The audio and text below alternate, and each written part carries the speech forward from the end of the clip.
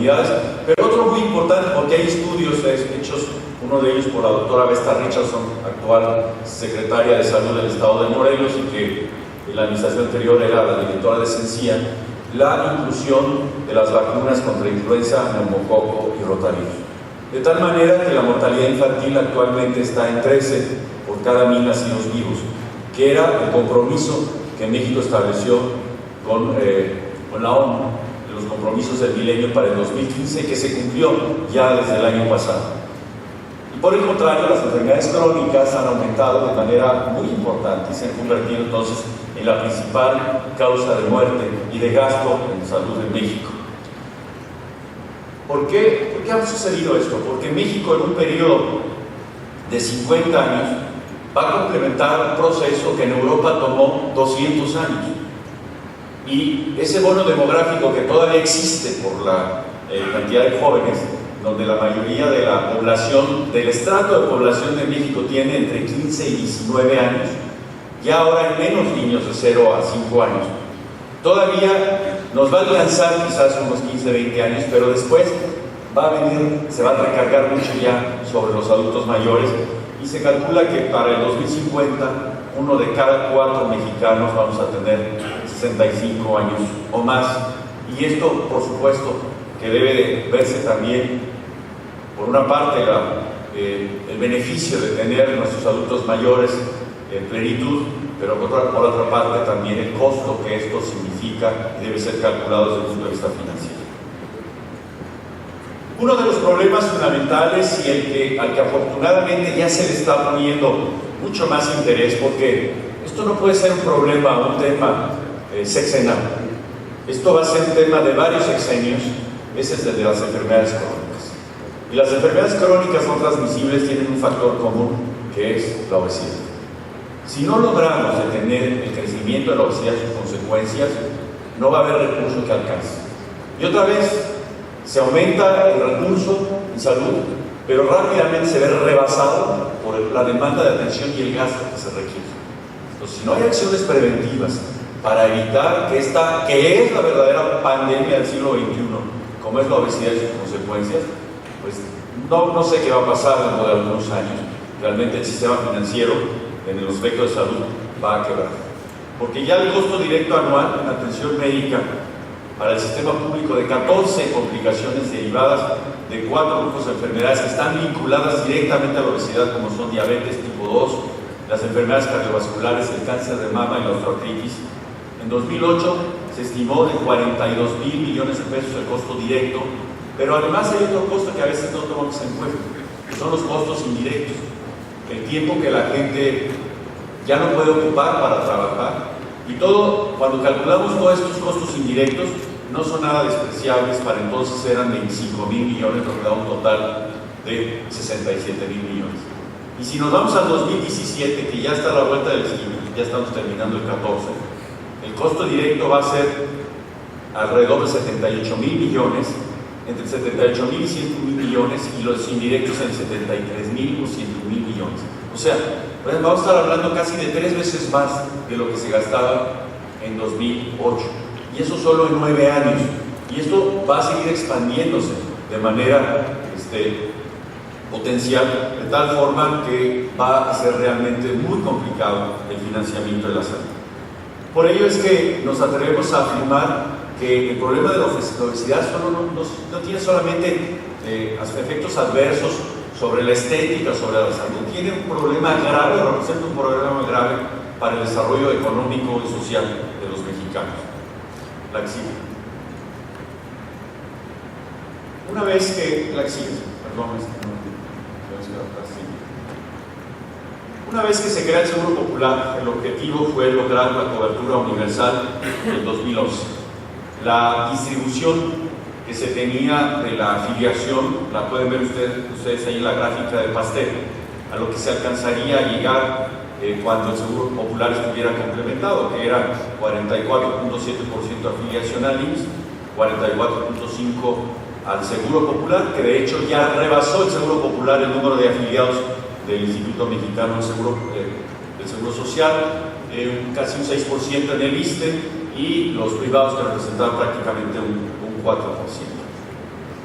Y el problema que desde entonces y que se sigue analizando, porque todavía no se ha resuelto, es que la fragmentación del sistema, que es uno de los problemas prioritarios, genera una inequidad en la distribución de los recursos públicos, que ya es menos, porque antes, por ejemplo, de cada 3 pesos que el gobierno gastaba por una persona que estuviera afiliada al IMSS, gastaba 5 por una que estuviera afiliada a Petróleos, gastaba 1 por aquella que no estaba afiliada en ninguno.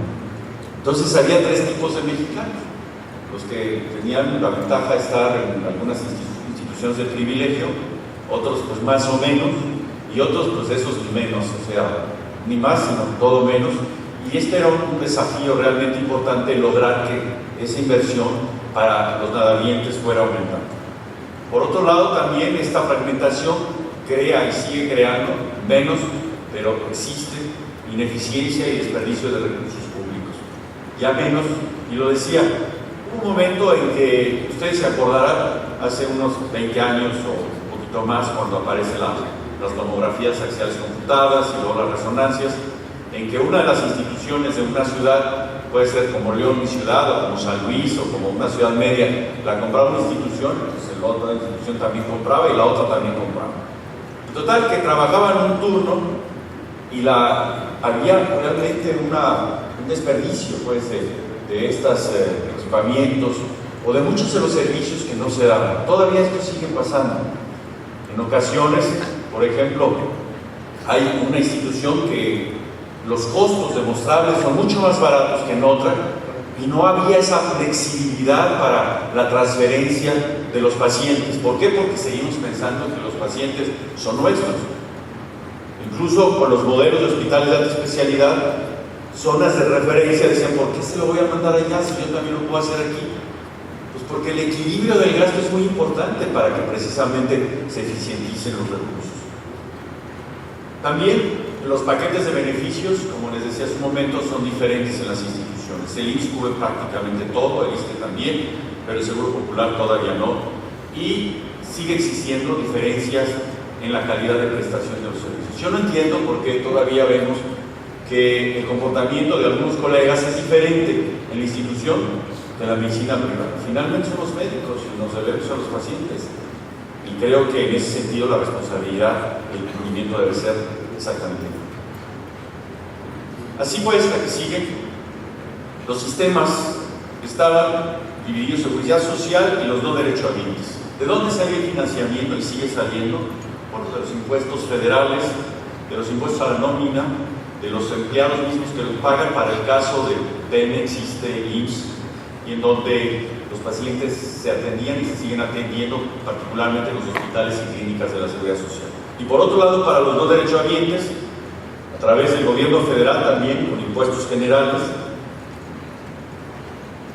las aportaciones solidarias federales, las aportaciones solidarias estatales, que en general son muy pequeñas.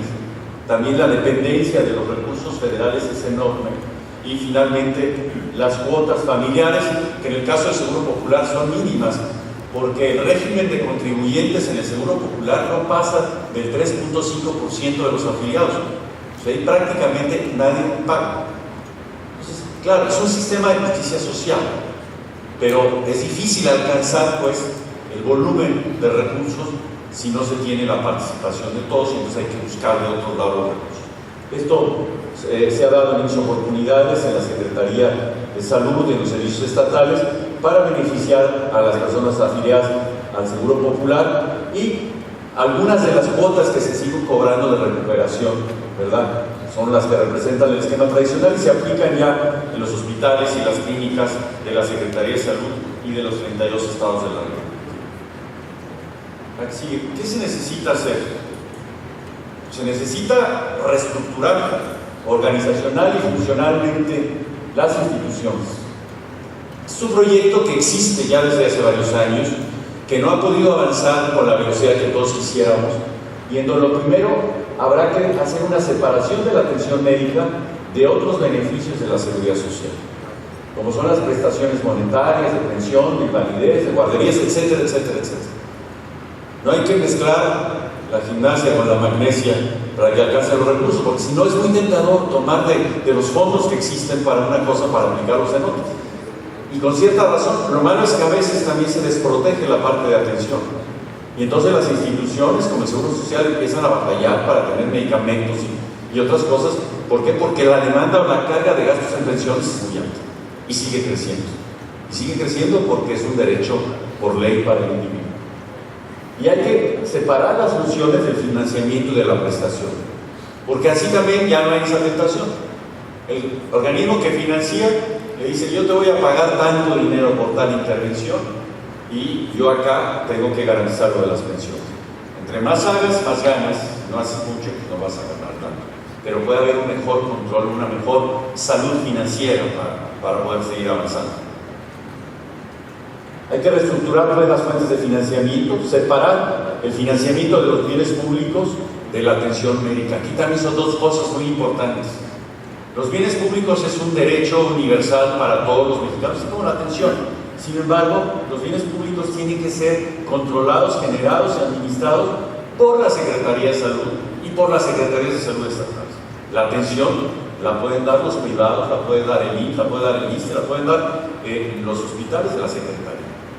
Y entonces podría haber un mejor control en la dispensación del gasto. Y por supuesto separar la condición laboral del derecho a la atención. Aquí ya no puede haber discusión, no podemos tener mexicanos de primera y de segunda y de tercera. El derecho a la salud es un derecho de todos los mexicanos igual, pero no mejor para los que tienen lana y peor para los que no tienen. O sea, tiene que ser verdaderamente un derecho en donde sea homogéneo el servicio que se da. Entonces, ahí ya no va a importar si tú tienes un trabajo donde ganas 120,000 pesos mensuales o si tienes uno donde apenas ganas el salario mínimo. El derecho a que te atiendan, independientemente de la patología que tengas, debe de ser exactamente el mismo. La que sigue, por favor. Entonces, para que todos los mexicanos puedan tener acceso a un esquema de aseguramiento público, se necesita, por un lado, garantizar un paquete explícito de intervenciones y que este sistema único de salud permita, por un lado, la portabilidad de los beneficios. El derecho a que, pues si yo vivo en la colonia X y ahí hay una clínica del ISSSTE y el doctor que atiende es muy bueno, pues aunque esté adscrito al Seguro Social, pues voy a ir con mi médico, el ISSSTE, al que le tengo confianza, porque además, ¿cuál es la gran virtud de la medicina privada? Que uno escoge al médico. Y es muy importante, puesto que buena parte de la curación empieza por la confianza que se le tiene al médico, ¿no es cierto? Entonces, si hubiera esta flexibilidad, esa portabilidad, pues entonces el resultado de la atención en cuanto a calidad sería mucho mejor y lo podríamos evaluar. Entonces, se requeriría una ampliación de las alternativas de atención y algo que es muy importante, compañeros: reducir los costos administrativos. México es uno de los países que tienen los costos administrativos más altos de la OCDE. 9.5% del gasto se van en gastos o costos administrativos. Hay países que no tienen ni el 1% del gasto de administración. Después, un paquete explícito en donde, por supuesto, hay que promover las acciones preventivas. Si no nos metemos en la cabeza algo que nos enseñaron desde el primer año de medicina, que había que impulsar la prevención, pues no vamos a avanzar, porque nos van a desbordar y rebasar los costos de la atención. Y como lo de la prevención no se ve, es como un gobernante dice que hago un puente o hago un drenaje subterráneo, pues mejor el puente, porque eso se ve. El doctor queda mejor cuando cura a alguien que cuando evita que alguien se enferme. Y ese pensamiento lo tenemos que cambiar, y sobre todo para el primer nivel de atención debe haber compensaciones explícitas para los médicos que se dedican a fortalecer la prevención en el primer nivel. Eso es fundamental, y es algo que tenemos que ir impulsando más. Y evitar que la gente se empobrezca por gastos catastróficos. O sea, el gasto más empobrecedor que existe en la vida diaria de una persona es el gasto catastrófico de salud. Vean ustedes, si tienen la desgracia de tener un accidente y se va a terapia intensiva, un traumatismo craneoencefálico, lo que ustedes quieran, en 15 días se puede gastar $1,000,000 tranquilamente, si no es que más. Los costos de las terapias intensivas y todo esto, realmente es muy importante el poder primero evitar que estas situaciones sucedan y segundo el poder tener la garantía de que pueden ser atendidos. Por otro lado, también la propuesta de que el financiamiento pueda ser equitativo solo se da a través de mayor aportación pública, a través de impuestos generales.